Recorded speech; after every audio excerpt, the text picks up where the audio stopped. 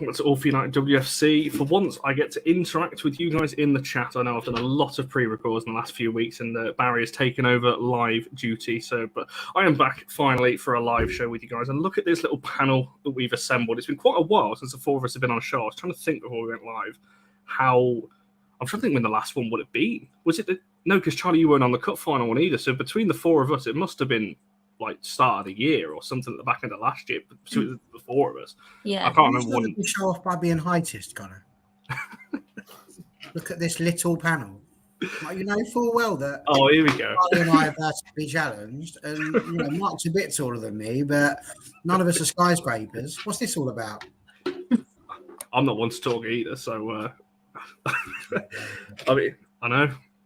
It has been a while. Well, fun fact, you get to see Mark twice this week. So there's that to look forward to as well. So, and it's already back. That's why I actually put those two on the same row. I purposely moved them around.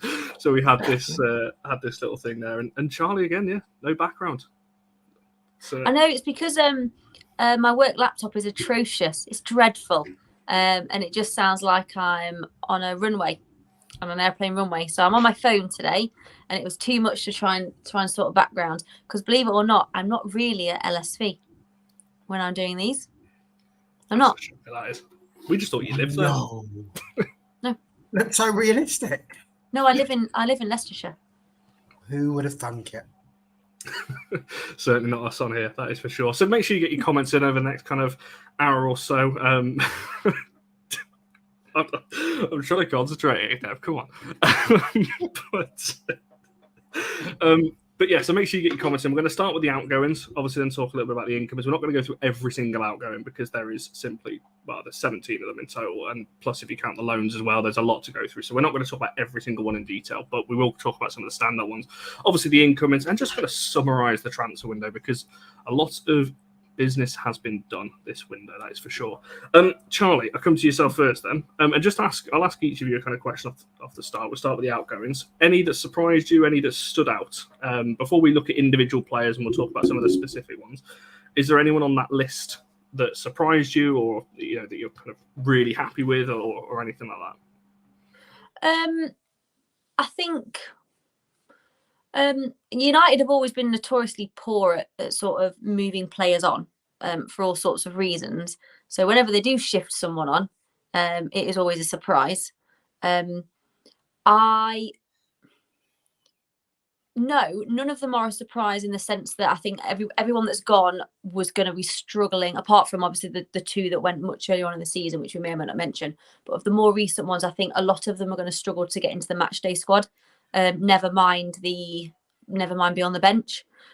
So I think it was the outgoings needed to happen. Lots of them. I think we're in a position now where you talk about our bench being really strong with the acquisitions that we brought in.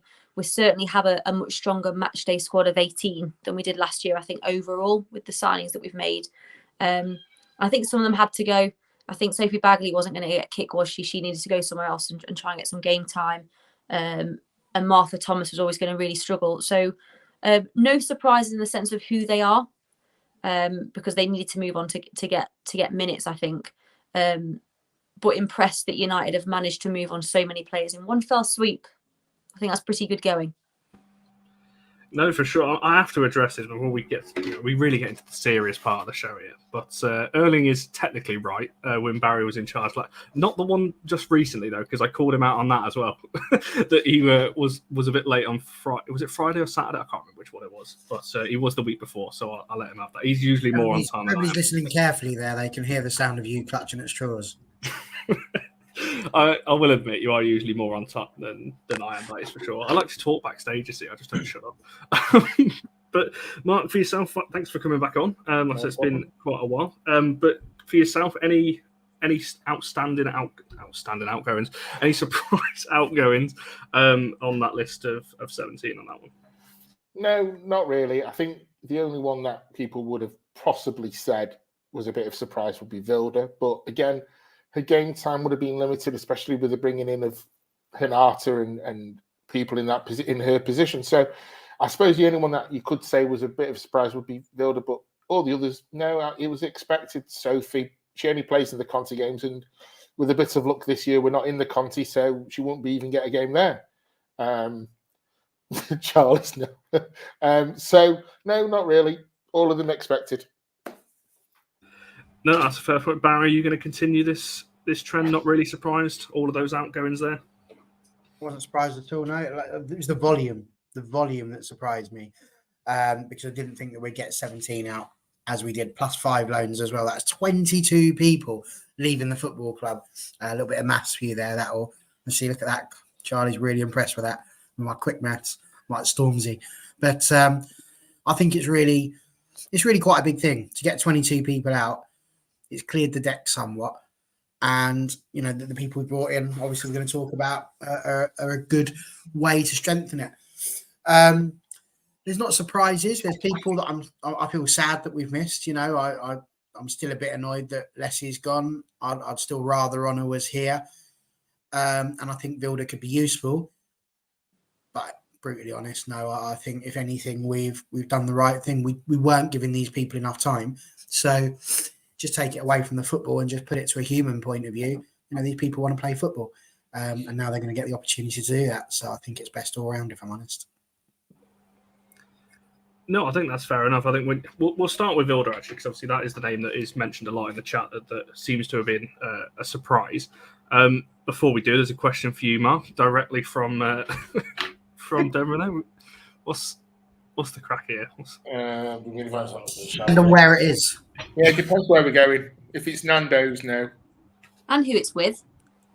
I've had this message just pop up. Yeah, we can go if you want, Debs. It's fine. Oh no, United are playing. No. Are we? It's Burnley, isn't it? Burnley at 8 o'clock on Saturday night. There you go. United first. It's got to be done. But Charlie, we'll start with Vilda then. That's obviously the name that is mentioned as maybe the surprise. And I think I'm not going to say anymore because I've said a lot on the show that I did with Phil on this one. But Vilda, obviously, the swap deal with Guerrero obviously coming the other way. Surprised on this one? How do you kind of feel on that particular transfer? Obviously, a lot of people thought when her contract extension was triggered, she might have a bigger part to play next season. Obviously, we saw her a bit in pre-season. That's obviously not materialised. But do you think it's a good move for her to get some game time over in Spain, or what do you kind of think on that particular swap deal? I don't mind it. I think we've got a World Cup winner in. I think we talked a lot about Vilda last year, didn't we, at times when it felt like she was coming in the Conti Cup and playing really well and still not getting time.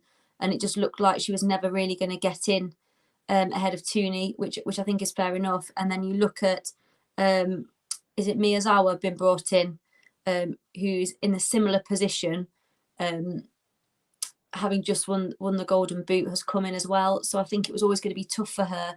And you could argue it's a good swap for United because we've got a lot of attacking midfielders. We've got players that can play in that sort of position. But have we really got someone who can genuinely come in and challenge Katie Zellum and Hayley Ladd as that sort of pair in the middle? Probably not. So bringing Guerrero in is a good thing, I think.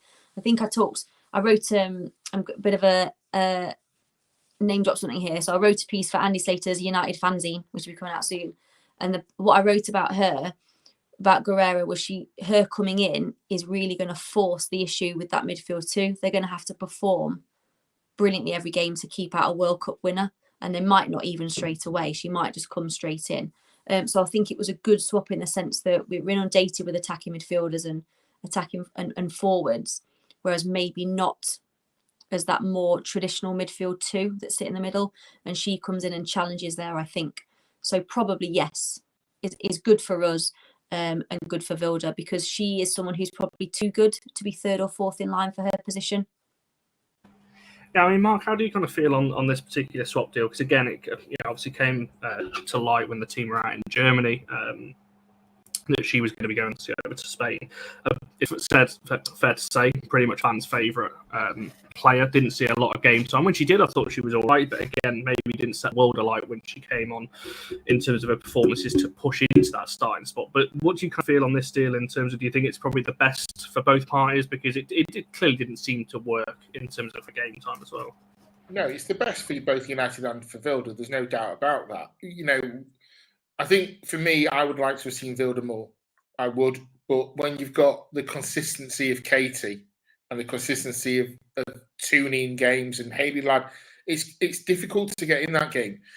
You know, when you go back a couple of seasons under Mark's when he first came in, and Jackie had that injury where she was out from October all the way through till January, and Vilda played consistently. We're thinking, well, this is Vilda's time now. She's made her way into the team. But then the minute Jackie Gronan was fit again, he put Jackie straight back in. So I don't think she had a fair crack on a consistent basis. But she wants regular game time, so I think it's the best for her, and it's definitely the best for United. Push probably at a higher level, the likes of Katie and Hayley and Lisa and Tooney and all of those lots. So I think it's a win-win for United, and it's a win-win for Vilda. Yeah, and obviously, Barry, for yourself, what do you kind of make on this one? It's something we've done plenty of shows talking about Vilda last season, and plenty of debates about it, game time and all those kinds of things. Obviously, it kind of softens the blow. We're getting a World Cup winner in the other way, so it's not like we've just moved her on and nobody's coming in. It's pretty much a replacement is ready-made coming in. So what did you make on this particular deal? You know, I listened on Spotify, actually, just throw that one out there, to your show that you did with Phil on the way to work. And obviously it's only like 15, 20 minutes away, so I had to listen to the second half on the way back. And it was really insightful, actually, listening to that. And it helped me to formulate the fact that I'm not bothered that Vilda's gone. That's, at the end of the day, footballers come and go. That happens week in, week, well, not week in, week out. There's transfer windows, but year in, year out, people come and people go. I'm not happy with how it's happened. I'm not happy with all of the story and rumour that's behind the how. And I do think that could have been dealt with better. But this is something we seem to talk about with this football club quite a lot in terms of the way in which the upper brass does things. But the decision itself, I'm not surprised by. I'm delighted by the fact we brought in a World Cup winner. That's always great news. The biggest problem I've got is that whenever I hear the name Guerrero, being a boy from back in the day with the WWE, I keep on thinking of Eddie, a bit of Viva la Razza and all that sort of stuff. So, unless she comes into LSV on one of those little, like you have the little car that brings the ball in, I kind of want to see, you know how to say it properly. I'm just going to call her Irene and get it wrong. But I'd like to see her driven on in like one of those cars that Eddie used to come in on. And I think that'd be a really good way. And if she was holding the ball at the same time, 2 birds, 1 stone. So that would be amazing. But genuinely, I'm delighted. I think it's really good. It's an upgrade. It's all of the stuff that we would want to have. And I think for the vast majority of positions, we've strengthened and done better. So I'm pleased with it. I'm not a huge fan of the way in which it came about. And I just want to point out, because I keep on seeing these comments come up, I am finding it a little bit hilarious how we are. It's perfectly normal. It's what we do. But the minute Russo's gone, we're all like, oh, she's overrated. She's this, she's that. If anybody watched the Arsenal exit, which I definitely did because that's comedy gold, but she scored a couple of good goals in that, and there was one that was an absolute banger into the top corner. So I think we shouldn't be too mean insofar as the fact that she's clearly got talent, probably more than any of us in the chat. So by all means, keep going, but, just be careful because people watch this stuff and it's going to come back and bite us in the bum. I was going to say that's fully getting clipped up if she scores against us, but yeah. Maybe we'll touch on Russo in just a second, but it's hard to disagree. I think when you're talking about Vilda, I said I think I'm allowed to say when I did the show with Phil, but I feel like it's the right move for her. She needs to play. It's the right move for United. Like I said, I've got issues elsewhere, but I don't. From a playing point of view, makes complete sense to me. She wasn't, when you're talking about, someone mentioned in the chat earlier, when you talk about Lisa Nilsson as well, a player that we signed in January who was injured for most of last season, that is now going to come into that midfield as well. When Mark already mentioned Zellum and Lads in there, Tooney's in there now, obviously Guerrero as well. So Nilsson's like a new signing. She's like a new signing, isn't she? Absolute tank. Exactly. It's oh my goodness. I will just add as well, when you were talking about Guerrero there, Barry, obviously this is showing the different age brackets here. You obviously talking about Eddie. I was thinking of Vicky Guerrero. Obviously, she was also in WWE a bit around my time. She was married to Eddie Guerrero. Yes, that's more my era that I remember. And she was really annoying as well. But, Excuse me. That's I wasn't going to do it because I can't go that high pitch. But you know what I mean. Deborah, we will get on to Phallon when we talk about the incomings. We'll get to that in just a second. There's a lot of questions about incomings. We are going to get to them, don't you worry. But Charlie, I'll come to another outgoing then. One that, again, maybe not a surprise, but certainly I think when you're talking about players that fans would want to keep, obviously Alessia and Honor were, I guess, top of that, but they were contract renewals, obviously coming to the end of their contract. Another player that we moved on, Kirsty Hansen. Now, this was quite a while ago, obviously back at the start of the window, right at the start of the window this was. Is this a player you'd look at and think maybe you'd try and want to keep? Obviously, it was pretty clear, I think, in everything she said in her interviews when she was on loan there and that she said post that she probably wanted to leave anyway. Yeah. But would you have tried to keep hold of her, or are you pretty much under the illusion player wants to go, just move them on? Yes. And Kirsty Hansen had obviously a brilliant season for Villa. But even when that was happening last season, I just think with the way United want to play at the moment, Mark's talked very much about how he wants his attacking players to be fairly fluid and be able to play across the front three. And we saw that quite a bit last season. It took us some getting used to seeing Leah Galton sort of roaming into the number 9 position. And the players he's brought in can also do that. So sometimes you can have a really good player. Kirsty Hansen's a brilliant footballer, but sometimes it's just they just don't fit the system that you want to play. And I think Mark recognised that and she recognised that, and they did the right thing in letting her go. And they got a bit of whack for her, I think. And she's going to play consistently now for Aston Villa, which is a really good thing for her. Because we've seen it before. We see it in men's football and women's football where a player has a good season, so you buy them in, or in our case, obviously, they're ours already. But just because they've had a good season for someone else playing in a different system. And it would have been no good for her coming back and then not playing consistently. So, and again, she's another one who's just done everything the right way. I think has just gone well, said nice things about the fans and about the club, and off she's popped. So, just good luck to her, really. Not against us. That's the only bad thing, is because she's not on loan. She can play against us now. But I just think you can only do so much looking back. Even with Honor, we love her, but you can only keep looking back for so long. You've just got to focus on who we've got. And I think we're in a really good position. Her going doesn't weaken us because of who we've brought in. Yeah, I mean, Mark, if you just want to follow on that one, obviously then Barry as well on Kirsty Hansen herself, are you pretty much under the same thought process? It's probably the right move for both parties on this one. Yeah, again, with Kirsty especially, you know, she's a great player. I wish her all the best at Villa, except for the 1st of October. But it was the right thing, and that right-hand side for us is a tough place to get into. You've got Nikita Paris, who's the way she started pre-season, that's her. She's nailed down to start now. So it would have been tough for Kirsty to get in. Again, she needs time, minutes. So I've got no issue with it. I wish her all the best, except, like I said, for 2 weeks on Sunday. And it was a good move for United. The only thing for me about the Kirsty is when she had someone like Tobin there, she didn't really push on. I thought, with someone like Tobin who could teach her a bit more, I didn't think she pushed on. But hey, she's gone. All the best, but best thing for United and for Kirsty again.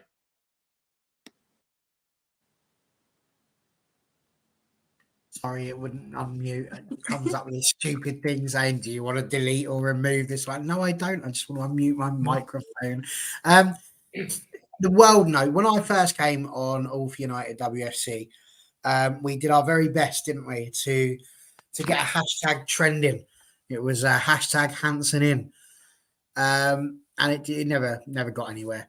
And I think, to be honest, out of all of this, the thing that sort of enters my head the most is actually how we use the loan system. And that's the only question I've really got from it, is what's the purpose of the loan system for Man United women? Are we going to use it to send people away and get them the game time they're not going to have that season, with a view to putting them into the team and giving them an opportunity or a chance? Or is it just a case of removing them from the club so that they're just not around them anymore, with a view to letting them leave? And I feel like that's basically what the loan system has been used for, with the exception of some of the young talent we've had, like not Emma Watson, the other one, Grace Clinton. There we go. And so I think for me, that's the big one, is just how it's used. I'm sorry to see Hanson go. I really am, because I thought she was brilliant. But was she better than what we had? You know, the times that she did come on, did she make a huge difference to the game? Not always. You know, she was excellent when it was the championship year, and she did really, really well, I think, to do as well as she did for United and to help us. But no, I think generally we have to accept the fact that she wasn't in Mark Skinner's plans. And as I've said 101 times on this show, a manager will live and die by their decisions. So he's made that. Like I said, I can't argue with it really. And I think, if I'm honest with you, would she have got ahead of the likes of Paris, of Garcia, of Galton? I'm not convinced she would. Whereas at Villa, they're doing a madness over there. Sorry, did I say Villa? I mean, at the Man United reserves, they're doing a really big thing over there. It will be really interesting to see how Aston Villa get on. They're going to be up there this season, I think, especially with that. Is it Don Solar, the Dutch keeper they've signed? So yeah, I'm just hoping we stick like 7 past her, because she hasn't got a clue what's going on in the WSL at that point. It might be the best time to play her, because once she settles, I can see them keeping a few clean sheets. So yeah, good luck to them as ever. But yeah, not against us ever. No, yeah, I think that's fair enough. As you said, I think, and Fiona makes a good point as well, actually, from a business perspective. You know, her value probably was not going to be higher than that. You know, obviously coming off the back of a brilliant loan, made it into multiple team of the seasons after a successful loan spell at Villa. I agree with you, but I think when we're looking at Fuso's another one, went out on loan. We extended her contract for 2 years, put her out on loan, then we were getting rid of her after that loan spell. So there is maybe things to look at there. And Clinton, obviously, as you mentioned again, on another loan, obviously a bit younger on that one. So it's going to be interesting to see what happens with her and our other loanees that are out on loan in the future as well. Moving, looking at kind of the rest of the outgoings, I'm conscious of we're 20 minutes in here. We've got still quite a few players to go, and also the incomings yet, and also kind of wrap this up as a summary at some point. I'm going to kind of tie a load of players into one here. Obviously, I'm going to talk about we've kind of spoken a little bit about obviously Hanson there. She kind of falls into this, but Charlie, the fact that quite a few forwards and fringe players, I guess, will. I guess it's just not surprised, but certainly fans were looking at and going, "Oh, there's another one. There's another one." So the likes of Leon, Thomas, obviously I mentioned Fuso, Hanson obviously was on loan, Vilda, these types of players. Tunkara, obviously another one that that seems like an age ago now as well, that she departed right at the start of the window. Is there any concern, I guess, or do you think that we've upgraded on those particular players that have departed in those fringe players? Because players like Martha Thomas, you know, when you're looking at from last season, she played a lot of minutes last season. She was one of the, I guess, Mark Skinner's go-to players in that sense. But are you kind of looking at it as a positive thing that we guess moved on some of these fringe players and upgraded, or how are you kind of looking at it from that point of view? The fact we've let a lot of players go that were kind of in and around the bench in the matchday squads. I think that's good. I think we've upgraded. Those fringe players have been upgraded, and the squad players have been upgraded. I think you can look at some players like Leon and say that she was brought in under Mark Skinner's tenure, but I think there's nothing wrong with bringing players in, and then if it doesn't work out, moving them on fairly quickly. You see that in the men's game all the time. You get someone in, they don't have the impact that you want or the mentality that you want, so you move them on. That's fairly normal. You also get players in who might sometimes play at an international level, but then you find they're not good enough for what you want from them, or it doesn't work for whatever reason. But I don't think any of those players leaving, and based on who they've been replaced with, weakens us at all. I don't think a single one. I'm not trying to be flippant about it. I just don't think it does. Martha, go on. No, can I just ask you a follow-up question? And it's kind of referenced in the chat a little bit, but it's also something that Phil mentioned on the show when we spoke about Maria leaving as well.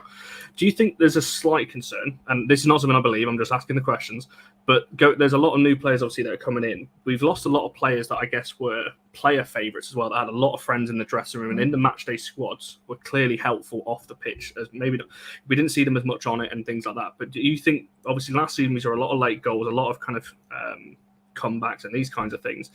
Are you a little bit concerned maybe that's lost a little bit, that kind of team unity we had last season, that a lot of those players have been maybe moved on? Or well, two things. Well, I don't know, but two things is, one is we've improved the playing squad. That was really important. Like, we've talked about sentimentality before, and that's okay to a point, but we had to improve the playing squad. We saw what happened in games where we had injuries and we had to bring in sort of the fringe players in the second string, and they really struggled. And that might be because they didn't play as many minutes, or it might be because they weren't good enough for the job we needed them to do.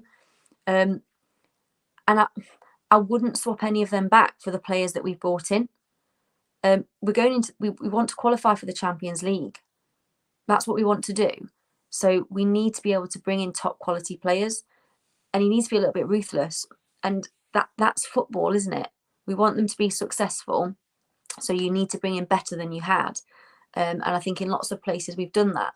Whether that has an impact, I don't know. But I would argue that the players at Man United want to win. That should be your main thing, is that you want to win silverware. And I think they've brought in loads of players that increase the likelihood of that happening. And I think that can only be a good thing. I don't know. Like, United have always been known, haven't they, for a team that get on really well. I've seen no evidence that the players they brought in are really bad characters, so or have a bad attitude. They're all professionals. They're all seasoned internationals, lots of them.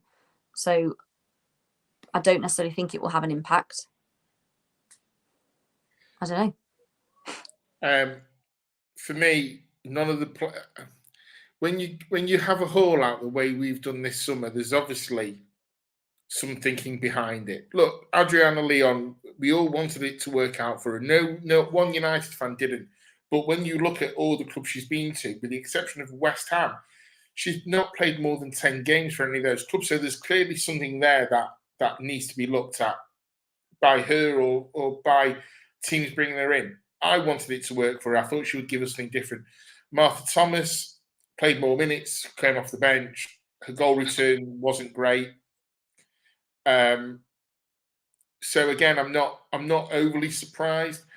I think when you look at the team as a whole, you've still got the core of people who will bring people together. The likes of Millie Turner. No matter what we say, Millie Turner is the joker in that dressing room, and everyone kind of goes to Millie. So I think Millie's the one who she's always the first one to put a welcome message on for players when they arrive, and Millie will be a part of the cheerleading squad. So I don't see it as a massive issue that all these people have left. I see it as us now, Mark Skinner now having his own squad.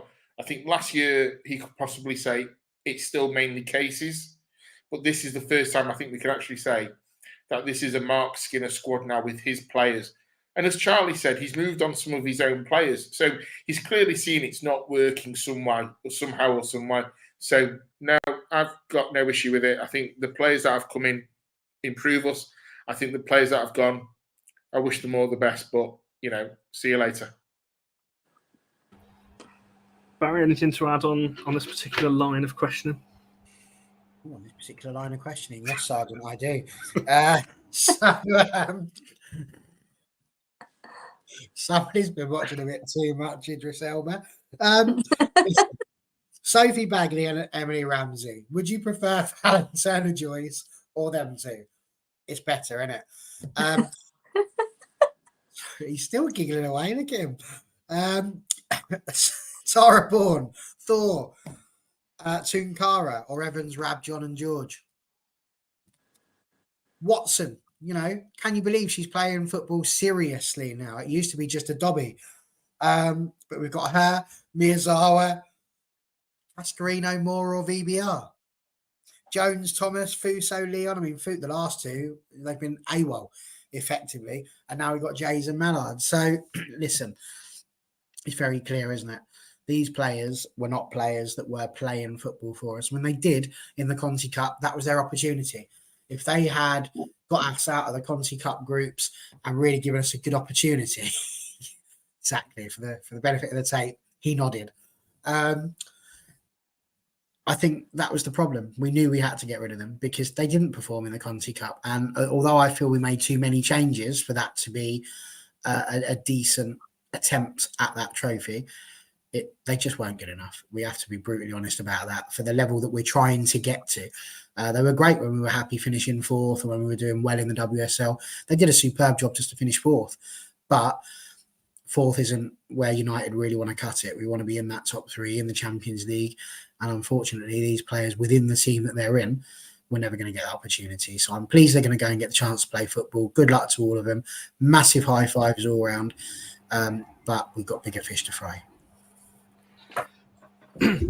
No, for sure. It's oh, sorry, Mark. I didn't know whether you had a follow up then, or that you were preparing yourself for another speech on that one. But no, it's hard to disagree. I think when you're looking at and Deb's really keen to get onto the incomings here. We're going to get to that now. Actually, now we're about halfway through. So. She's obsessed. She's obsessed with Phallon. I can't tell you. Been watching the old YouTube channel. She's obsessed.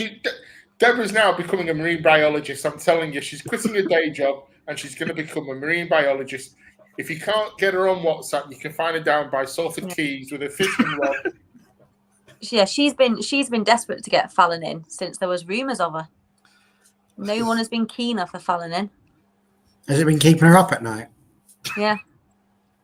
Unbelievable, Jeff. Her new favourite movie is Finding Nemo. A film I have seen. There you go. Bloody hell. Write that down, Barry. Connor seen Finding Hang Nemo. on a second. He found Nemo. Shut the front door. List of films Connor has seen. Finding Nemo. That's it. It's a start. Not quite The Godfather 2, but never mind. Yeah, it's. I mean, geez. Maybe. Have Do you know what? Have you watched The Lion King? No, I haven't seen The Lion King You yet. need to sort this out, Connor. Do you know what? We may as well start with Phallon, actually, considering we're on that conversation, because there's an interesting point made by Lanzel, obviously talking about, will Phallon become the new number one? Obviously, on the pitch, we're talking about, we know what shirt number she's got now, which is quite an interesting number. I'm intrigued to find out the story behind that. Well, I can answer that. Oh, hello. Oh, hello. She wore 91 at college. You'd want a big story. That's all it is. Built it up to here. She wore it at college. That's a number. I thought it was just that if she lies down, it looks like a 16. Or actually, if you look at her when she stands up, she could be 9'1". Yeah, she's massive, isn't she? She's huge. It's the picture when she sat, and this Deborah pointed out, have you seen the size of her hands? I'm like, it's. I mean, Andy Slater's put some brilliant puns and all kinds of different references. And obviously, if you look, the club that she previously came from was obviously OL Reign, obviously in the States. I appreciate that. That's a good one. But Charlie, for yourself, I'll throw this over to you first. And obviously, we've got the goalkeeper that we wanted. There was other names mentioned, obviously Mackenzie Arnold being one of them. I feel like we've got the right one. No disrespect to Mackenzie Arnold in that one. But obviously, there's still some uncertainty around Earps. Obviously, she could still end up going with the French window still open at the moment. That's not going to happen, though. I'm pretty confident in that one. But, Charlie, what did you make on that one? Obviously, Phallon coming in. Mary's still at the club for now. What do you think is going to happen going to that one? And what would you be doing if you're Mark Skinner now looking at, we've got two real top-class keepers now. Yes. Going into the start of the season, where no disrespect to Bagley and to other keepers that have been around the club, but I feel like this is the closest we've got to a real challenger to Mary now. I would go as far as to say, I think I might have said this to you, I think we've got the best number one and number two goalkeeping pairing in the world of women's football. Man United have got the best number one, number two keeper pairing. We've never had such a good number one, number two pairing since, De Gea and Romero were good, weren't they, in their prime? But yeah, incredible. It might be, and it's one of those things where it could be they might let Mary go in January for a bit of money, in which case, what brilliant forward planning to get her in. We often complain about, on the women's side, them being reactive to things rather than proactive. So you could argue that's what they're doing. You just play the best keeper. Whoever's training the best, you just play them. I think this is the first time Mary's had proper competition. Even when she first came to us, there wasn't major competition, was there? Ramsey was young and was not getting a look in. But I think it's brilliant. I'm just really glad we've got someone incredibly good in who's just hitting their prime as a keeper, because she's 26, isn't she? Soon to be 27, Phallon. big old Phallon. So I think it's amazing. I feel quite chilled about it. Like I was quite worried about Mary, but getting her in, getting Phallon in, Tullis-Joyce, kind of alleviates some of that anxiety. And she is absolutely huge. She's got the biggest hands I've ever seen. Just incredible. I've forgotten what the question was. There isn't really a question when we talk about the incomings. I'm just going to say the name and let you guys just. Here's the thing, right? Talk how good they are. Right, let's say. So if I think if Mary gives the indication that she's off in January, regardless, and I think we have seen rumblings of her behaving in such a way that is not indicative of positive squad mentality and harmony, I just get the other keeper in. That's what I would do. Lack of sentimentality. If Mary's playing her best Mary Earps football, then she will still start. But if that's not happening, and if she's not in the right frame of mind, you play big old Phallon. That's who you play. In answer to your question, Mike, she is 6 foot, I believe. She's 6 foot. Taller than me, that is. Huge for a female. That's.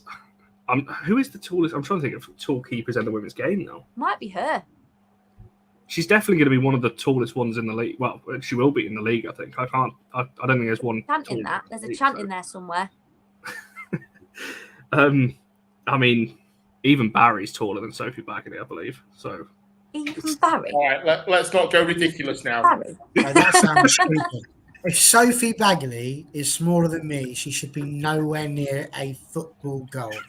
That is ridiculous. She'd be getting lobbed every week, and that's Mary Earps. According to you, every time she meets Sam Kerr over the top. Is that your impression of me? No, you don't want to see my impression of you, Connor. I would show it to you, but you'd have to wait till 10 minutes after I said I was going to do it. You're good at this, you. I can't keep up with you half the time. Mark, what did you make on this one then? Obviously, we were expecting this one to get done. Obviously, it was a bit later than we'd have maybe liked, but obviously, nonetheless, the deal got done. Are you happy with this one? Obviously, a goalkeeper coming in and obviously a couple going out. Yeah, I'm extremely happy she's coming. I mean, I think it's safe to say, and Charlie mentioned it before, Mary's not really had anyone really pushing her for a start. I think now with Phallon in place, she has. I'd be very surprised if she starts against Villa. I think Mary's bound to start against Villa, but I think the idea for me, the way I understand it, is that she will be getting minutes in the WSL, and it is on the lookout. Maybe Mary goes in January, get a bit of cash for her. It's a great move. I think what Mark wants is to have 2 quality players for 2 positions, and now he's got that. And now he's going to have people fighting it out for every position. So I'm extremely happy she's coming. Maybe once my wife sees her, then she'll get off of the fanboying of Phallon and all this, and then maybe I can relax. But now I'm genuinely excited to she's in. It's done, and she looks like she's just going to enjoy herself around the club as well. She just seems just a really cool person to be around as well. I mean, her YouTube channel's a bit weird. You've really got to watch it, and but then once you watch it, you're kind of hooked on it, and you can't stop watching it. Aren't you, Deborah? I have seen a couple of the videos. To be fair, I think I watched a most recent one. It's the one where it's like she's not really scuba diving yet. She's got like a really big green screen. I can't wait. I can't wait for the Salford Keys edition. That's the one I'm waiting for. Yeah. I was going to say she's in for a shock if she thinks there's some selections around. I was going to ask you that. Was that an intentional pun you just did there? Of course it was. So here we go. We're on a roll now.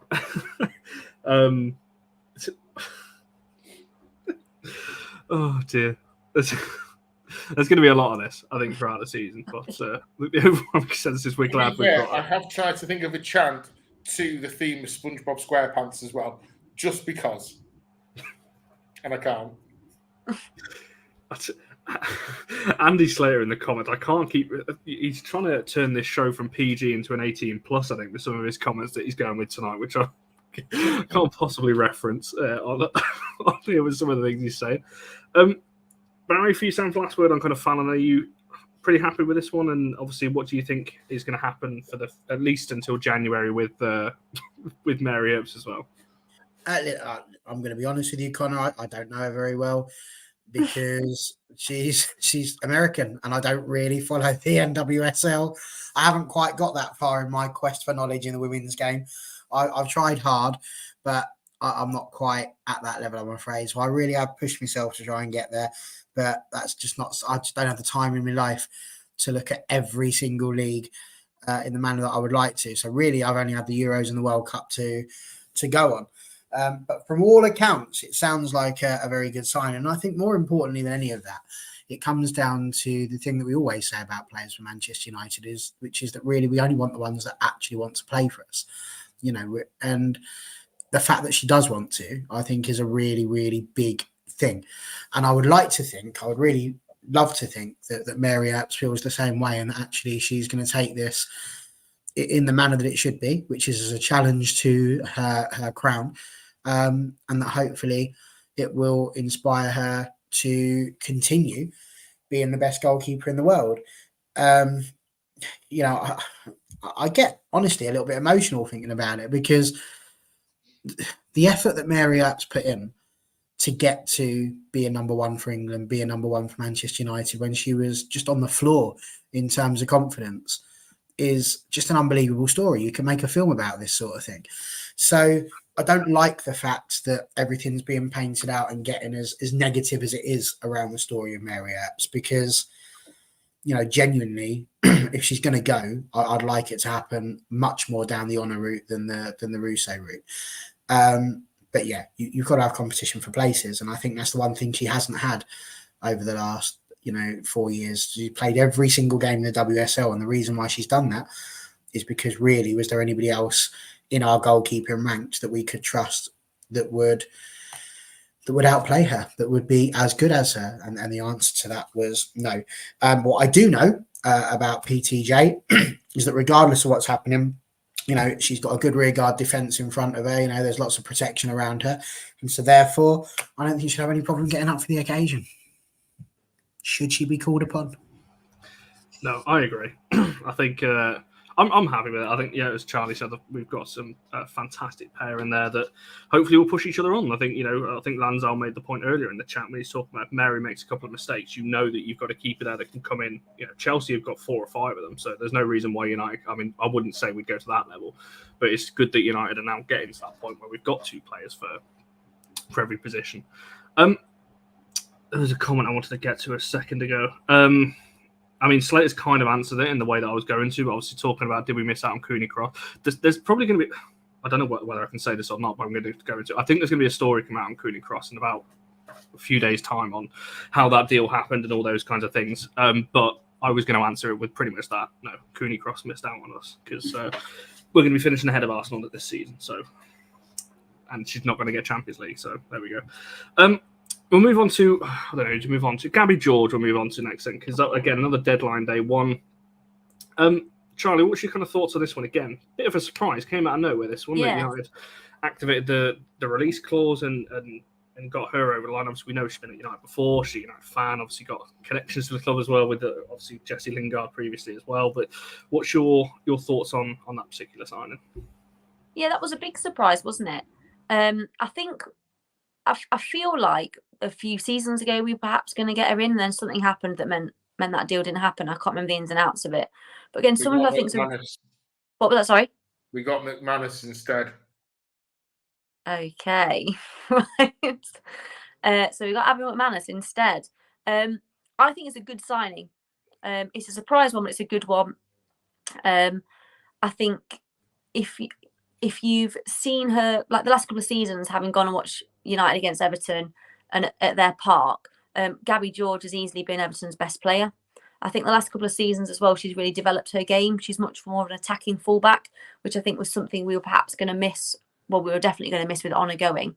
So she provides a really good second option in that regard. It's a little bit of a worry about Jade not being in the squad for the last pre-season game, so it might be even better that we've got Gabby George in. But my favourite thing is she's just another tank. We're just getting loads of tanks in, aren't we? Getting loads of absolute bully beefs. So she's another one to add to the list. But again, I think a good signing. I know you've mentioned it, but I think I do love getting a United fan in. And I think United through the ages, with the fellas in particular, there's always been players that have come through the academy and been proper United fans. And so I will always be pleased when we get a player in of quality who came through the academy. I think she came through with Millie Turner. So there's already relationships there. And she's a really good defender. I think you can't just look at it as, oh, she played for Everton and they've never been that good. She's been really good for the last 2 or 3 seasons. She's been their standout player, and provides a really, really good option for us going forwards. I think that's it, Mark. Yeah, Withenshaw. We could do the Marcus Rashford chant for her. You're way behind, Charlie. We've already sorted it. Oh, but we can. But we are. No. There's no we can. We are. We are. Okay, good. I was going to say, it's John's in there. Eusebio. I mean, that's an interesting name to go for. But, I mean, Mark, Barry's got something to say on this one here. We'll see if he can find his unmute. Wasn't Eusebio a striker? That's why I said that was a weird... I mean, Johnny K's usually spot on with it here, but she is a defender, right? That's the complete opposite end of the pitch. Johnny, do better. Too much time in Florida with your Disney Mickey Mouse stuff. You come up with a Mickey Mouse one. I want a better one, please, Johnny, in the comments now. Get moving. We'll see what he comes back with on that one. But, I mean, Mark, for yourself, as we kind of said there, a little bit of a surprise. Obviously, we don't know publicly what's going on with Jade yet. Obviously, Blundell's been moved to right back, and obviously Gabby George has filled in at left back, which is kind of, to be honest, how I expect we'll start the season, but that's a whole other conversation. But are you happy with this sign? Obviously, as Charlie said there, knows a couple of the players already from being United previously, and a solid defender. Yeah, very happy with it. You're never going to be able to replace Honor, and I think that's all of us as fans, we know that we're never going to replace Honor. Last season, for me, I thought we had the best 2 fullbacks in the WSL in Hannah and Honor. And as Charlie said, Gabby George was the best for Everton. So we brought Everton's best fullback, put her next to our best fullback. And we'll have something new to look forward to. It came as a bit of a surprise, but she is a Withenshaw girl. She has got connections to United, as Charlie said. It's a brilliant, brilliant buy. It gives that depth. Look, we don't know what's going on with Jade. It is a bit of a surprise she's been left out. She must have an injury. It's the only reason why she's probably not played the last couple. But I'm genuinely happy with it. I think it's a great move from United. And the fact that United will go out and spend the money to get by her on the release clause as well, it just shows the intent that United have got this coming season. So happy with it. No, for sure. I mean, I wasn't going to go that far, Vic. I'm talking about Jade there, but I'm not going to comment. Barry, for yourself, are you happy on the George signing? I'm always happy when a Manchester United team has local talent within it, because I find that it helps across the whole dressing room, especially when you have a multicultural dressing room, because it helps to understand what some of these matches are about. When you started to talk about games against Liverpool, when you started to talk about games against Manchester City, I think having that ability to have the local people there, almost like having fans in the room that are able to really articulate to the rest of the team how important these matches can be. So I think absolutely that in itself, I think is always good. You don't necessarily want all of them to be, like I say, homegrown in that respect, but I think it's nice. I think it's a lovely story. She's, gone away, cut her teeth elsewhere, and now all of a sudden here she is back at United. And I'm really hopeful, if I'm honest, for all of the defenders. But yeah, I think everybody else has really sort of have mentioned what they needed to about that. I don't think there's anything really that I can add to Gabby George that hasn't already been said. I'm not happy. I'm not going to come up with a different name. I didn't come up with it, mate. It's not my crap joke. You get on with it, sunshine. It's not my job to clear up your mess anymore. Now you've gone to America, sort your own stuff out. Outrageous behaviour, Johnny K. Honestly. You can tell he's been doing the cleaning up in your house. But yeah, so I think nothing more to add on that. What I will say is Crooner's just put something up there about Maya Letitia and her pace continuing to be a handicap, as if we conceded hundreds of goals from Maya Letitia not being able to do anything. I think Crooner there might be a gooner, because that person is chatting absolute balderdash. That's all I've got to say about that, Connor. As long as Letitia stays at centre back, I'm happy with that. I don't want to be seeing her put out to right back. But she could go out to right back, and that's the thing. I mean, she can, but I'd rather she centre. I think we might go 3-5-2, Connor. Who knows? The world's our lobster. Is that? Are you going for another? I never know with you, because I'm not as quick. You see, when you're coming up with references and puns and all these kinds of things. So I'm just gonna nod my head and laugh like that was intentional. No, for sure. I think the comments are making a good point as well. We're talking about George. I think it's a good signing. I think and Fiona said they're the best we can get in a position we need to strengthen. I think that was the talk leading up to deadline day. It was all we need a fullback, we need another forward, and we got both. Obviously, and a keeper as well, which we kind of knew was happening. But those two did kind of come out of nowhere. I did see your point, Highland, about why does this J talk feel on? I can't say that word. You know what I mean. Yes. There you go. Thank you. It's mainly because United haven't said anything, and obviously you hear things behind the scenes, but it's not public. So you can't really come on here and say stuff that may or may not be true. So I think we just wait and see what United say. Canada actually play on Friday, and she is still in the squad. So it'll be interesting to see what happens with her if she is in that match day squad for when Canada play their game on Friday. They are hoping her to be anyway, because it's a huge game for them. Who should we move on to next? Let's move on to Miyazawa next, and another player again that was a really exciting one. Obviously, Golden Boot at the World Cup. So, Charlie, for yourself, what did you make on this one? Again, another player that weren't really linked to up until the day before or a couple of days before it actually officially got announced, which is not really common when it comes to transfers. No, I love one like that. I love one that goes under the radar. I think that's exciting. Again, I think it's before the World Cup. Obviously, I think lots of people would say they'd never heard of her. Okay. But she's gone there and she's won the Golden Boot, having been knocked out, I think, in the quarterfinals, still won the Golden Boot for Japan. And I think to go out and get a player who's just done that lays a bit of a gauntlet down. Now, what we've got to hope is it doesn't end up being a Karol Poborski situation, and then there are only 4 or 5 good performances happened for Japan in that World Cup.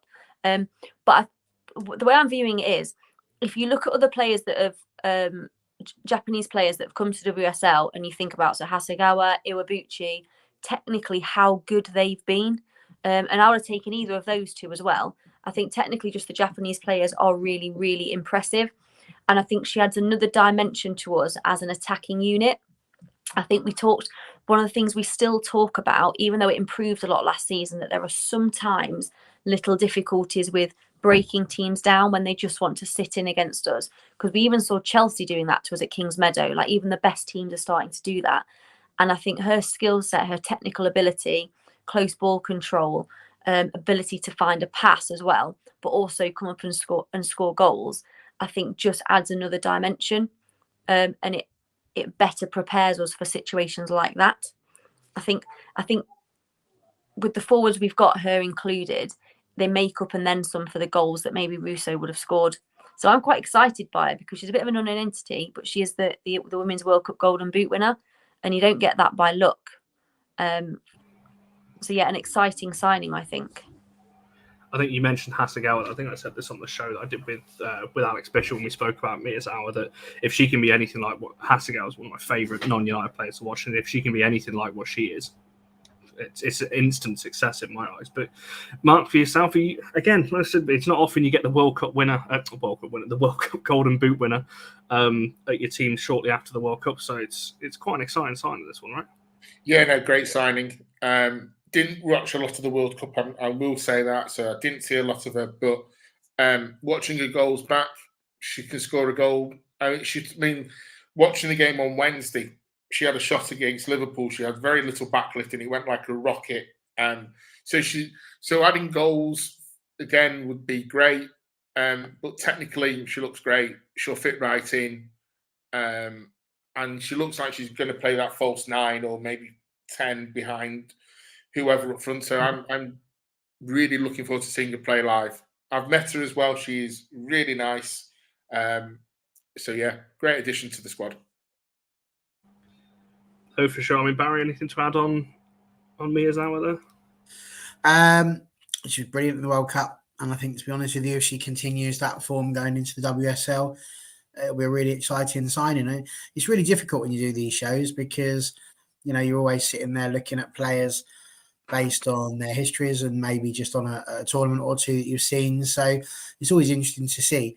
But I do believe that Mark Skinner has the ability to get the best out of players insofar as getting them to perform to their peak and certainly giving them the confidence to be able to play.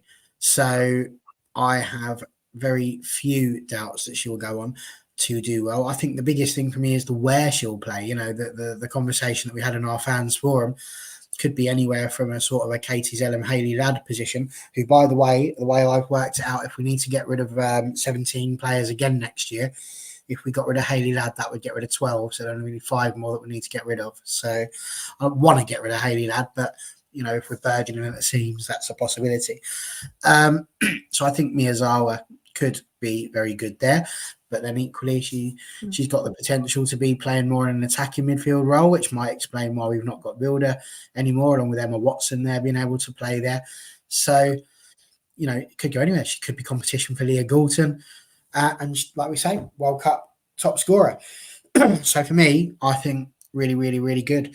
I'd just like to point out, I'd like to apologise to Crooner. Apparently he's not a gooner, so I will happily retract that statement, but I still think you are chatting absolute chewits, my friend. And Hadda, clearly a gooner because she's definitely fishing, would just like to say, yeah, Leslie Russo's heart might be in North London, but her head's definitely not in the next round of the Champions League, is it? Ooh, shots fired. Can I just say really quickly, one of my favourite things about that signing as well, Miyazawa, was the fact that basically everyone had pretty much announced, the media, that she'd signed for Liverpool. That's basically what had happened.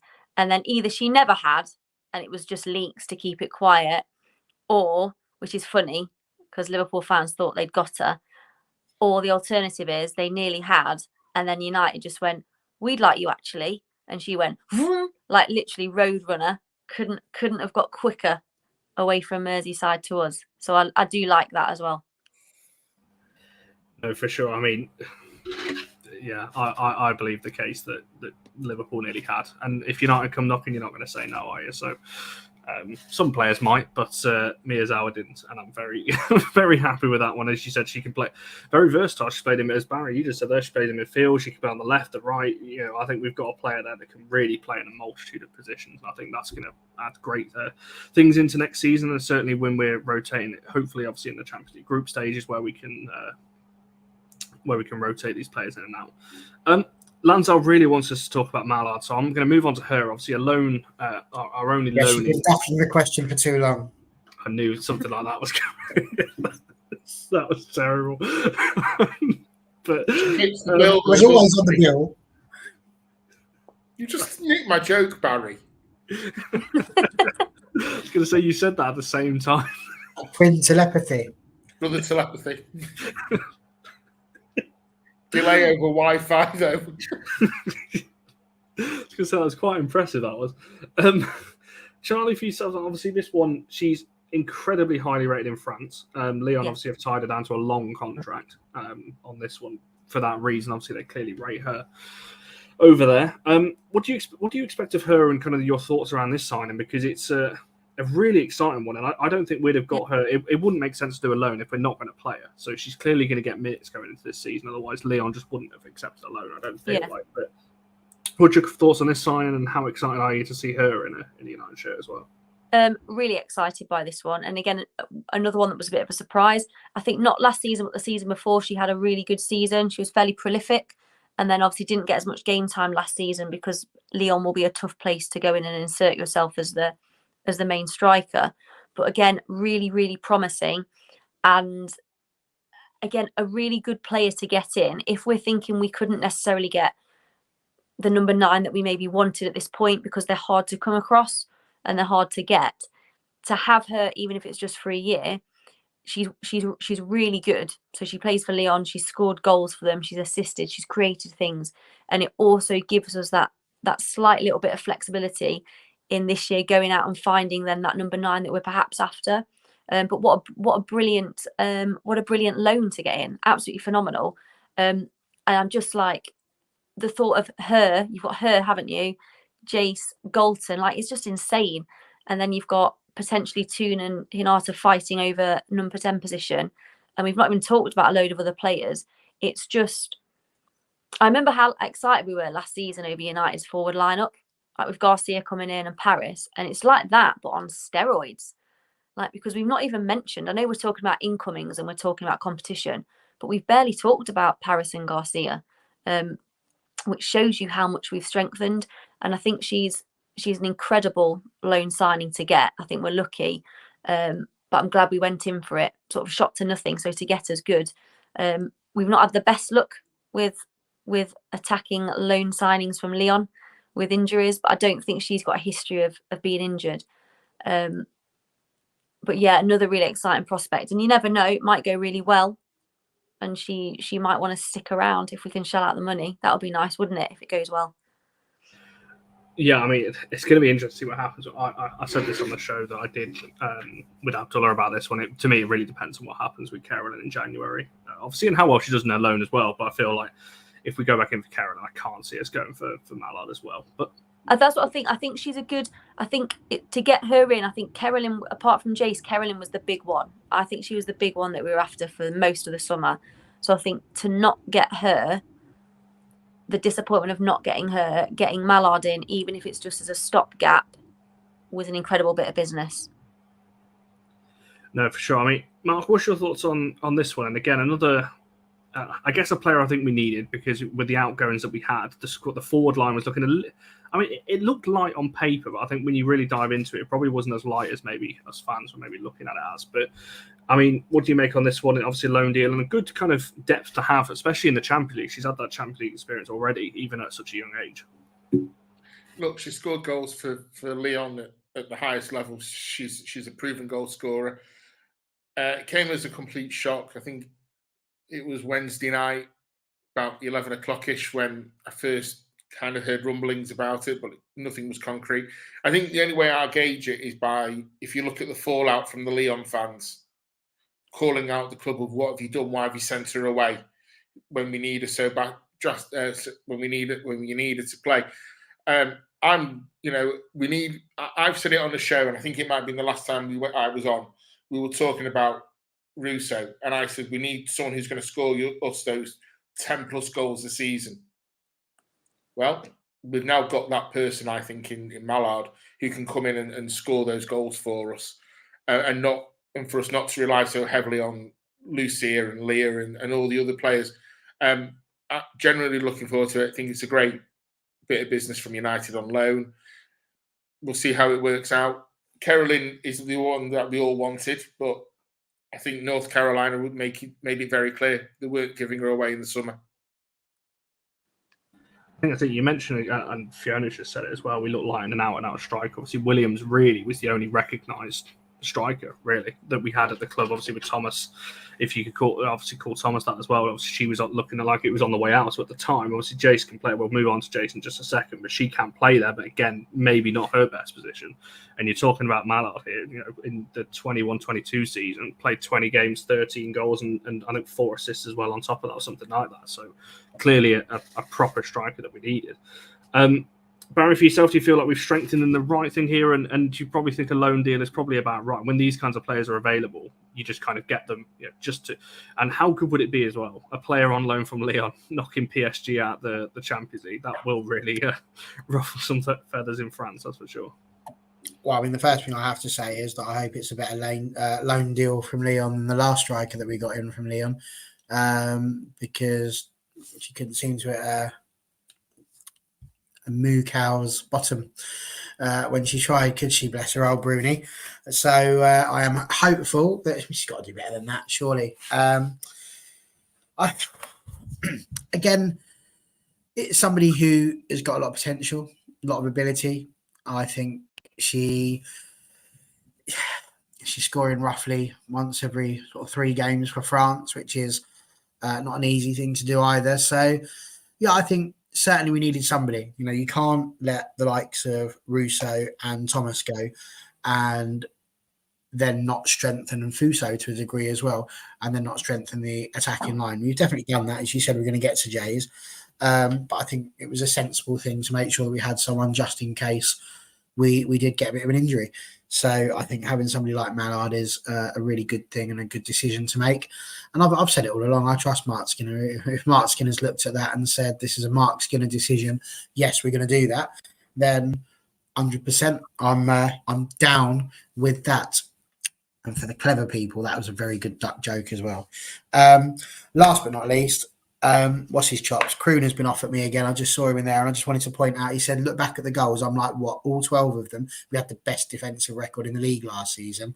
And I think we're just being a bit petty if we're starting to talk about that. So, yeah, not having that. I do see his point a little bit, but that's a conversation for another show. Whoa, Connor, whoa! Don't you start digging me out like that. It depends how hypercritical you want to be. We've done last season now. We're going on to next season. If we concede a load of goals next season, we'll have this conversation. But I do kind of see his point. There was a lot. The goals that we did concede were similar in that respect, but so we didn't concede that many. As Barry said, we had the best defensive record in the league. I don't think that's an area we need to be looking at just yet. But look what you've started. We're going to have this all season now, aren't we? With Emma Watson puns, and now we've got Malard in as well. There's going to be puns galore for Barry to choose from on match reactions and previews and all these different kinds of things. There's going to be lots of duck tales to tell. There we go. Terrible these are. Obviously, Geyse, then we'll move on to her. She's on the thumbnail, center screen. The big one, the big money one for sure as well, 300,000 from Barcelona. Charlie, go to yourself first. This seems like a while ago now because this was one of the earlier ones that we actually got done. But what's your thoughts on this one and happy with the sign? Obviously, didn't play. Oh, yeah. Played a bit at Barcelona, but maybe not as well as she liked. Obviously, that's why I imagine she's come obviously over here to really put a name on Europe and stand out even more than she probably did in a stacked Barca side. But yeah, how excited are you for her this season? Oh, really excited. She was the statement signing, wasn't she? She was the caliber of player that everyone has been after United sort of going for. What I really liked about this, I'm all about the drama of it. So when the rumours were United are interested, all the chat was she's never going to come to you. She's too good. She's at Barcelona. I've been a bit mocked, really. I think United, people sort of taking the mick that we're even trying. And then when she signed, all of a sudden she's an awful player. She's awful. She barely plays for Barcelona. She's not that good. But all I needed to see was that gif of her absolutely megsing Carter and Cuthbert in the Champions League, and that was me sold. But again, what a signing! And rumor has it, obviously, lots of the pre-season hasn't been viewable for us, unfortunately, for all sorts of reasons. People always want to blame United for that. It's not necessarily United. I do just want to say that it's not always on them. Both clubs have to agree. But apparently, from what you're hearing, the bits that I've seen is her link-up play with Tooney has been really good, really promising. Because there was always lots of talk about Tooney and Russo and how well they linked up together. So there was that needed replacing as well, those patterns of play between those two. And Geyse is such a talented footballer, such a progressive footballer as well, carries the ball forward really well. But her link-up with Tooney, I think, will be really important going forwards. And then you throw Hinata into that as well. It's just really exciting. And again, another young talent, only 23. But she is the one I'm most excited for. She is the one where, when we talk about where are they going to play, with her, you just have to play her. You have to make space for her because I think she is that good. Yeah, I mean, Mark, what's your kind of thoughts on this one? Again, obviously, we were linked to two Brazilians over the summer. This was the one I was least expecting, I've got to be honest, because I really didn't think Barca were going to let her go. But obviously got her over the line, and as Charlie said there, she's probably going to be starting, well, she is obviously going to be starting in that front three. And how excited you are to see her, because she's looked pretty impressive in pre-season. I think, for me, that you've got to look at it in the sense of United have gone out, spent the cash on her, 300, whatever it is, we've gone out and bought her. brought her in. Obviously, the Barcelona fans are crying, saying, "Well, she's not that good anyway. We can do without her." And then actually secretly saying, "Actually, we do need her back." Generally, very excited to see her. She's an attacking player. She's the kind of player you want to see at United. She's the kind of player you want as a fan. You want to see play for your team. As a defender for the other side, you don't want her anywhere near you. And I just think it's great.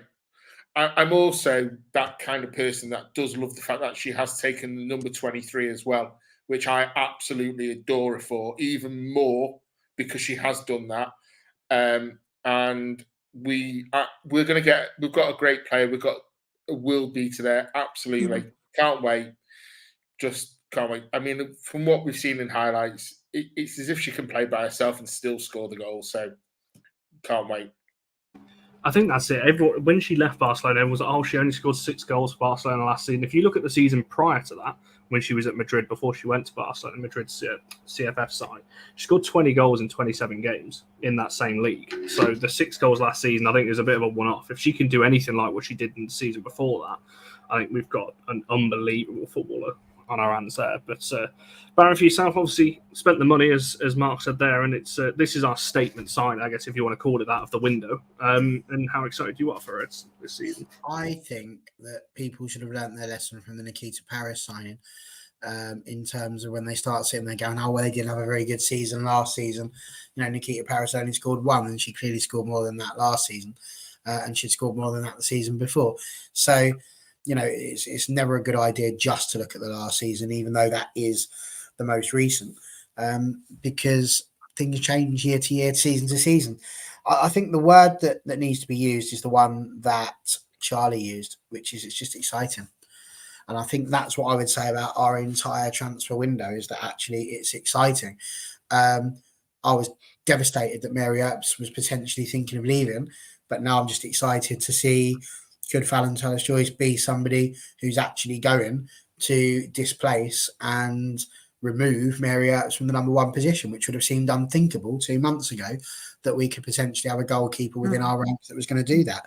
Are we going to have people who, you know, Mark says, I think probably quite rightly, you can never replace Onabatier, but, you know, we probably felt like we could never replace Jaap Stam or Steve Bruce or Eric Cantona. And although we haven't in a like for like, we've always found people that have been able to do the job admirably.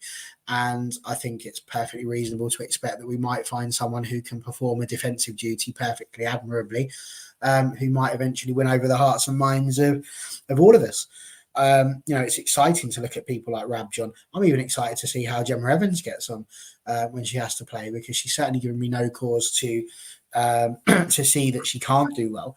I think Gabby George, we talk a little bit about Guerrero, the fact that we've got Emma Watson, and I'm not even going to bother to do a pun on that one. I'm genuinely excited to see how she manages to perform. Miyazawa, Geyse, Malard, all of these players are players that I can't sit there and honestly say to you that I've extensively researched and looked at and know a lot about.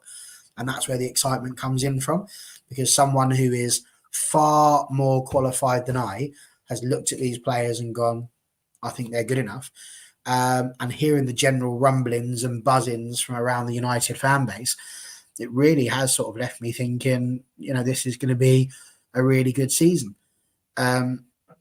So, yeah, for me, it's just excitement. The fact that she scored 2 goals in pre-season, I believe. Galton scored a couple as well. So we've shown that we're able to get behind defences. We've shown that we'll be able to get those goals.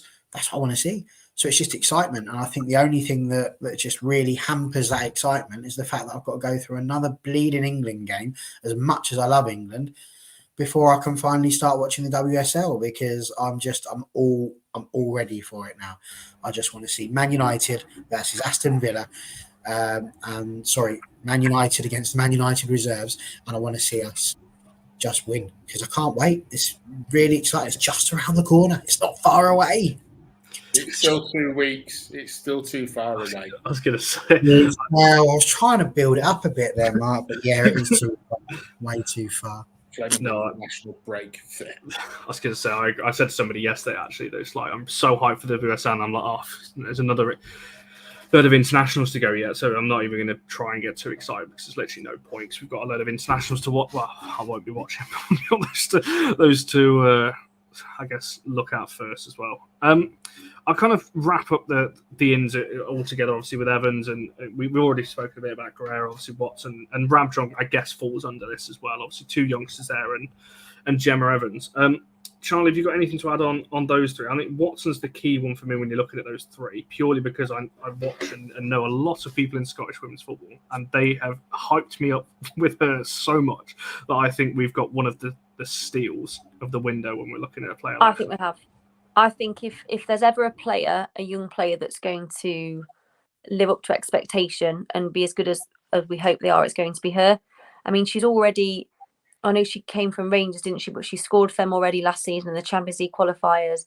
She's the standout player for Scotland, having only really recently in the last calendar year got into their squad. She's consistently performing for them and scoring goals and making things happen. So it's not like we're getting in a 17-year-old who has no experience of pressure and playing on the big stage. She's played on the biggest stage. She's played those Champions League qualifiers. She's playing for her national side. And again, I'm really glad we got her. But that's another thing. That's another Man United trait, isn't it? Is getting these young players in and turning them into stars. So again, she's potentially really exciting. Again, she's one where in my head I feel like, is she going to go out on loan? Like, I don't know, but she's played quite a big part in pre-season. She's played in every game, and she's looked really, really impressive. She hasn't looked out of her depth at all, surrounded by these players that are older than her and more experienced. It'd be interesting to see what happens with her, because I think she's got a lot to offer, like even now. I think if there's no place for her in the squad and she's not going to get minutes, I'd be loaning her out, because I feel like she's too good for the dev side, in my opinion. Yeah. I'd be putting her into a championship side or a team that's at the top end of the championship. I think a WSL side would take her. I agree. I think she needs a lot. I don't want to see her not playing at all for a full year, because that's not going to help at all. If we're not going to play, which is fine, because the amount of midfielders we've got, I'd like to see her be put on loan personally. Yeah. But Mark, anything to add on Rabjohn, Watson, or Evans? No, I think with Emma Watson, I mean, before anyone starts coming out with all the Harry Potter puns, I think, and I am looking at you specifically, Barry, on that. You. I think she stays within the squad. That's how highly rated I think she is. I think watching clips of her in pre-season, she's something. The only way I would describe her is she's got that kind of aura around her of a young Ronaldo in the women's game. And I think if she can do half of what Ronnie did before he screwed it up the second time, then we've got a great player there. Again, it's just exciting times to be a United women's fan.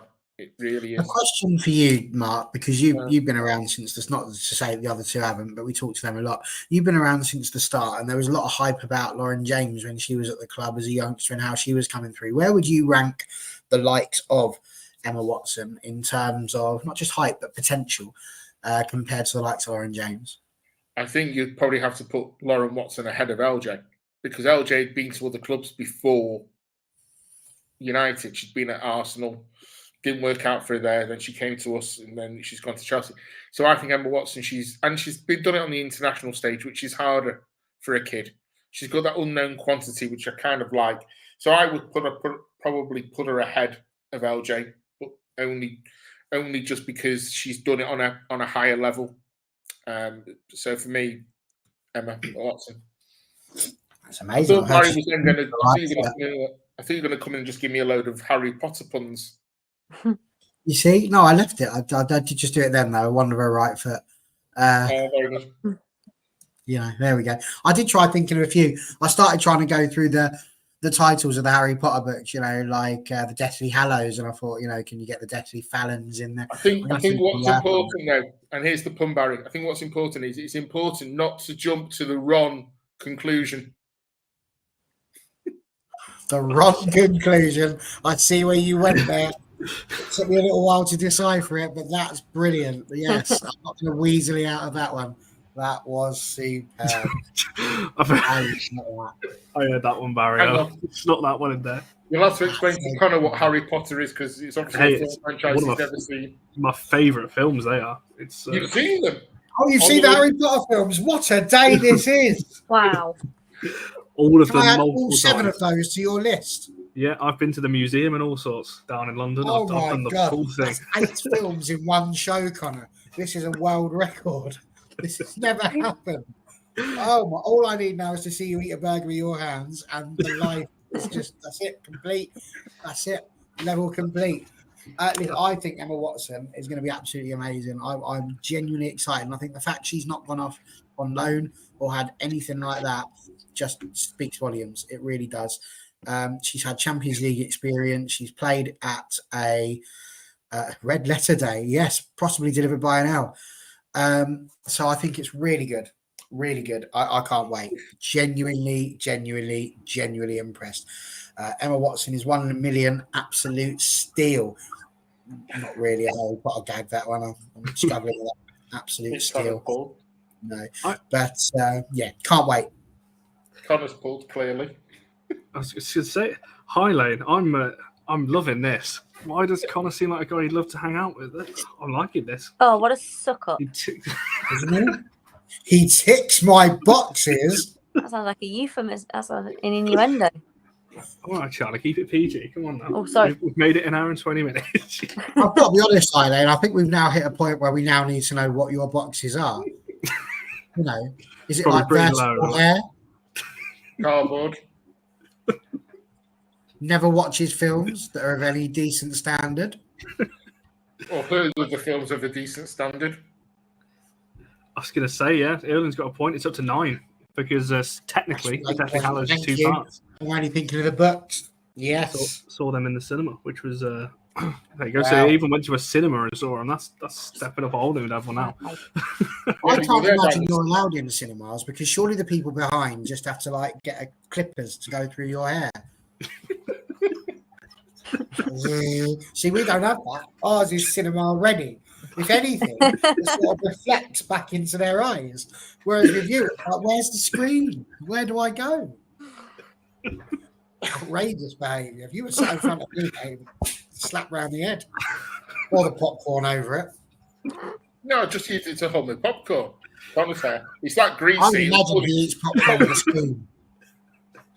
I feel like it's just sat there. I'm going to get it all cut before Villa, I think. You're not. No, you're not. Oh, no, I will a little bit because this is getting ridiculous, but there we are. As he tells me, Barry's hair is going to be ridiculous. Barry, I like, don't care. Just how it is, isn't it?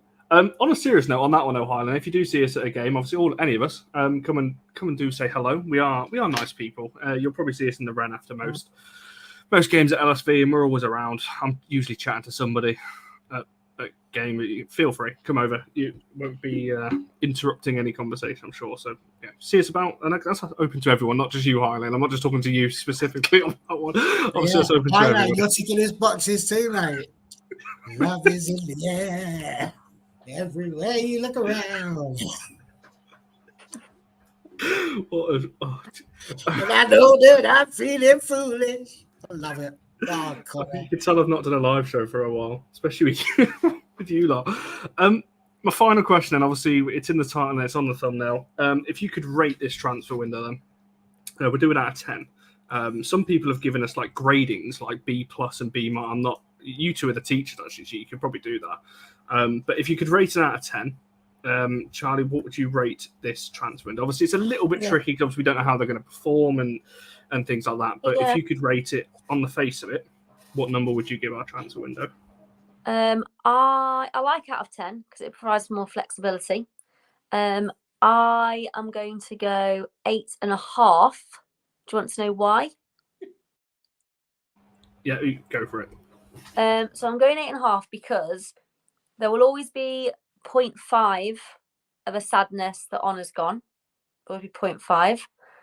And the other one is just because we didn't get Karen over the line, which I know is potentially not the club's fault, if whatever they're called, that Carolina Courage didn't want to sell. But I think we chased her for so long. There was a little bit of disappointment that we didn't get her, but the overriding feeling is one of immense pleasure and joy. I'm really happy with it. And Mark, for yourself, what number would you give this transfer window? Yeah, high, very high, probably 8.5, 8.75. Just Ooh. no. Between 8 and 9, so we'll go 8.5 again, like Charlie. I think we've strengthened the squad, which we needed to do. We've shipped out 17 players, 70 more on loan, and we've strengthened. So yeah, it's been a great window. Barry, for yourself, it seems to be between 8 and 9 is the consensus so far. What are you going for? I'm gonna, much like the last Harry Potter film, I'm going to have to do mine in 2. So, as I said to you, I can't claim to have known really all of these players or to have known their backgrounds enough. So, on that basis, I'm going to go with the others and sort of say probably an 8, 8.5 out of 10, just based on that. However, the second part of mine is on potential, and the potential and the way that the fan base and lots of people are making me feel about this, I would probably put a 9.5, because actually I think the potential of a brand new number 1 who's really, really good, and the people like Watson, Miyazawa, Geyse and Malard having the ability to get out front, I genuinely think that I've seen it. I know. Well done. Come on now. It's usually me that loses my plot. But yeah, I genuinely think a good 9, because I honestly believe that if they play to the potential that's being lifted up there, that they will be absolutely something else. It's a shame you couldn't do it out of 100. You could have just come straight out with it. That would have been... Actually, I think we've all missed a trick, Barry. You've missed the biggest trick. Actually, because we've signed Emma Watson, it should be 9 3/4 for this transfer. Oh, You didn't know. You went there. this is why I'm proud to call you my brother. That is absolutely the steal of it all. Absolutely, it should have been 9 3/4. And the fact I've missed that I'm gone. That's unreal. He's absolutely nailed it. That's it. I don't even Henry has won the internet tonight. Congratulations, sir. I was going to say, I don't even need to say anything after that, do I? It's, I mean, Cheers, everybody. See you next time. for those watching on Spotify, by the way, you're going to have to click on Watching YouTube on Spotify. Listen That on really Spotify. is some magic going Okay, on Granddad. For those listening on Spotify, you're going to have to go and watch the YouTube show back. I'll timestamp it for you. 1 hour, 20 minutes, and about 40 seconds, and you'll see why everyone was sniggering a little bit on. I wasn't sniggering. On camera. I was the one person who kept my cool, which is unheard of on this show, because I'm usually the one who has to turn the screen off and giggle.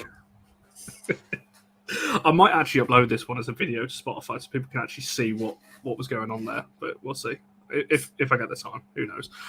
Yeah, I tend to agree. I think it's an interesting comment about Jennifer's really not happy. She was saying this on what's 91 out of 100. That was quite clever, also. Said 10. We're not bumping it up yet. Maybe we'll do 100 ratings. One was Fallon's shirt number, innit?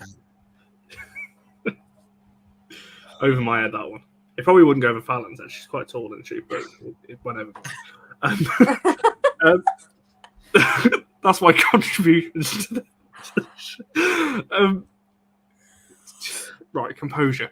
Jennifer's not particularly happy with the departure. Obviously saying 6 out of 10 based on departures, but she did say 9 out of 10 based on arrivals. So I think that balances out to about a 7.5, 8. I feel like Jennifer's cleverer than you give her That's credit for. What have I missed something again? I think you know. Good average from you. Good average. What have I missed? 6 out of 9. Going out 9 coming in, divided absolutely nothing. Is 7.5. Well done. You found the mean of both scores.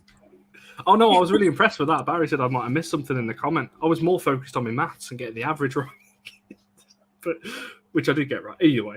Anyway, right. Right, okay, I now get what you're referencing. Anyway, we'll wrap it up there. We can go for an hour. obviously, if you're listening to us on Spotify, come and tweet us at allforunitedvids. Give us your score rating and your thoughts on all of the signs and the outgoings, the incomings, anything that you want on that one. We're going to be back on Thursday with, I don't know whether, shall I just get Marky to introduce what the show, I'm throwing you right under the bus here in terms of, here you go, Mark, here you go, talk us what the show is about. But yes, so Mark will be back on Thursday with Andy Slater as well, who's been in the comments tonight, because we thought the fan base is growing. And it's grown a lot, obviously, with us going into Europe and all these kinds of things. All for United as well. Obviously, there's a lot of new faces I see in the chat as well. So we thought, what better time? Let's get people that were there at the start. That Mark obviously represents the Supporters Club. Andy Slater with the Barmy article. So we're going to talk to you all about that, what they do, what the Supporters Club do for fans on and off the pitch. Obviously, the Barmy article as well. Talk about that and what those do. And I know Andy's got a few things to shout out on that one. So, I'm hoping you're looking forward to that one, Mark. You're back on again. Double shows this week. It's just the small matter of Wednesday, then back. I was going to say, it's enjoy your time in Munich. Obviously, for those who support the men's side, you're going out to the Allianz Arena. It's Oktoberfest. I don't know if I'll be getting to the Allianz Arena. I know a few people that have gone today, actually, and they've sent a few drunk messages already, and it's only 8:30. So, I hope we're an hour ahead. Oh, yeah, of course. So I should know that. I've got a friend in me. Either way. Hope you enjoy your time there. Obviously, we'll see you back on Thursday. We'll have some other things as well. The three of us, at the very minimum, should be back next Monday with another type of show. We'll probably be talking lineups and things like that as we go into the season. And then it's into match week the week after, because we're, as we said, pretty close to the start of the season now. So we're getting all the previews. Match reviews will be back as normal at 7 o'clock on Mondays. Maybe not for the Arsenal one, because we kick off on a Friday. We'll see. Who knows? So make sure you're liking the video, subscribing, come and follow us at All for United WFC. Oh, before I forget, actually, something I was going to shout out. We tweeted yesterday, Predictions League. If you do want to join, or if you were a part of it last season, it's exactly the same rules, same everything as last season. So if you want to come and be a part of that, tweet either me or Barry or message one of us or the All for United account. We'll put you into the list. We've got a very strong list. There's a lot of keen people this year. So the competition is rife. Obviously, Chris, Barry's mate from Leicester, won it last year, or supports Leicester. I don't know if he's from Leicester. Obviously, won it last year. From Leicester, yes. He's got the accent and everything. So if you want to be a part of that, all you got to do, like I said, just message me, one of me or Barry or the All for United account, and we'll put you in the list as we get started close to the season. That ends next Wednesday, because we do need a cut-off point to get the spreadsheet and everything ready, because I'm not doing what we did last year and leaving it to the last minute, and it was a complete mess. And let's be clear on that, Connor. It is Wednesday. We're not having none of this Thursday debacle. We're going to be on it this year, because, let's be honest, some of you are a bit lazy. So, get your stuff in. Don't have us chasing you. I'm not your mum. All right? Got a lot to do this year. Exactly. So, deadline for that next Wednesday. Pretty easy, and it's just a bit of fun as well. So thank you all for joining us. Thanks everyone for your comments as well. It's been absolutely fantastic. Make sure you like the video, subscribe, and all of that stuff. And we shall see you guys in the next one.